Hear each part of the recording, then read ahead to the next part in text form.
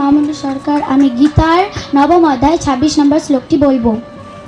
পত্রং পুষ্পং ফলং তয়ং যো মে ভক্তা প্রযচ্ছিতি তদহং ভক্ত উপহারিতম স্নামি প্রযতাত্মনা। অনুবাদ: যে বিশুদ্ধ চিত্ত নিষ্কাম ভক্ত ভক্তি সহকারে আমাকে পত্র, পুষ্প, ফল ও জল অর্পণ করেন, আমি তার সেই ভক্তিপ্লুত উপহার প্রীতি সহকারে গ্রহণ করে থাকি। হরে কৃষ্ণ।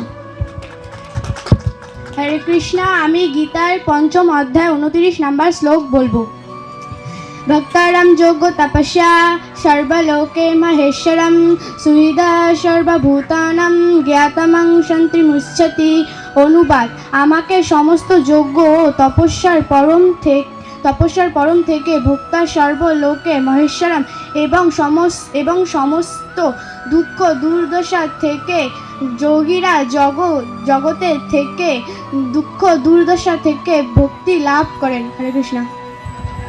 চতুর্থ অধ্যায় 9 নম্বর শ্লোক।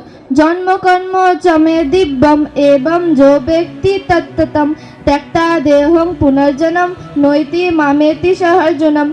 অনুবাদ: হে অর্জুন, যিনি আমার এই প্রকারের দিব্য জন্ম ও কর্ম যথাযথভাবে জানেন, তাকে দেহ ত্যাগ করার পরে পুনরায় জন্মগ্রহণ করতে হয় না, তিনি আমার নিত্যধাম প্রাপ্ত হন। হরে কৃষ্ণ। হরি বল। হরে কৃষ্ণ।